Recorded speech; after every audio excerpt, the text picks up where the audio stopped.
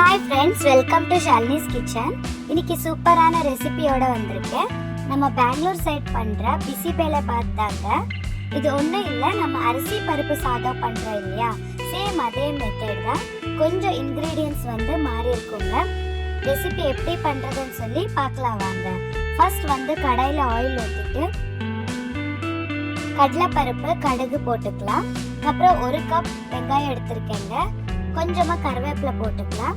நல்லா deep fry ஆகிற வரைக்கும் ஒரு 5 மினிட்ஸ் ஃப்ரை பண்ணிக்கோங்க. அதுக்கப்புறம் 2 தக்காளி எடுத்திருக்கேங்க. நான் புளி ஊற்றுறதுனால 2 தக்காளி பீஸ் தான் எடுத்திருக்கேன். உங்களுக்கு புளி வேண்டாம்னா நீங்கள் இன்னும் 1 இல்லை 2 தக்காளி எடுத்துக்கலாம். ஸோ தக்காளி போட்டு நல்லா ஒரு 5 மினிட்ஸ் ஃப்ரை பண்ணிக்கலாம். இந்த 5லேருந்து 6 காஞ்ச மிளகாய் எடுத்திருக்கேங்க காரத்துக்கு. ஃப்ரை பண்ணிட்டு 1 கப் சோயா பீன்ஸ் எடுத்திருக்கேன். நல்லா ஃப்ரை பண்ணிட்டு இருக்கும்போது 1 கப் பச்சை பட்டாணி வேக வச்சது எடுத்திருக்கேன். அப்புறம் வெஜிடபிள்ஸ் பீன்ஸு, கேரட்டு, பொட்டேட்டோ எடுத்திருக்கேங்க. 2 கப் ஆகிற அளவுக்கு வேக வச்சுட்டேங்க ஃபஸ்ட்டு. நான் போட்டு நல்லா ஃப்ரை பண்ணிக்கலாம். 1 டீஸ்பூன் உப்பு போட்டிருக்கேன்.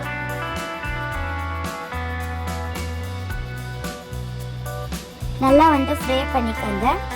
இல்லை வெஜிடபிள்ஸ் போட்டதுனால குழந்தைங்களுக்கு ரொம்ப ஹெல்த்தி ஃபுட் தாங்க. அப்புறம் 1/2 கப் பிசிபெல்லாபாத் பவுடர் கிடைக்குங்க. அதை தனியாக எடுத்து வச்சுருந்தா அது 1 கப் வெஜிடபிள்ஸ்குள்ளே போட்டு நல்லா ஃப்ரை பண்ணிட்டு இருக்கேன். காரம் பத்தாதுன்னு சொல்லிட்டு காஞ்ச மிளகா 5லேருந்து 6 பீஸ் போட்டுருந்தேன். ஸோ நல்லா ஃப்ரை பண்ணிவிட்டு 1 கப் புளி எடுத்துருக்கேங்க.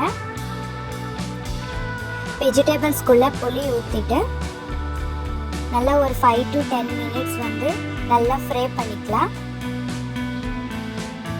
வெஜிடபிள்ஸ் தனித்தனியாக வேக வச்சுட்டேன்.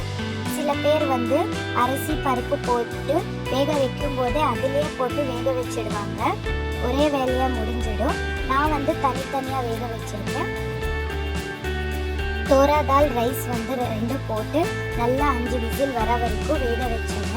நம்ம ஃப்ரை பண்ணி வச்சிருந்த வெஜிடபிள்ஸ் ரைஸ்குள்ளே போட்டு மிக்ஸ் பண்ணிக்கலாம்.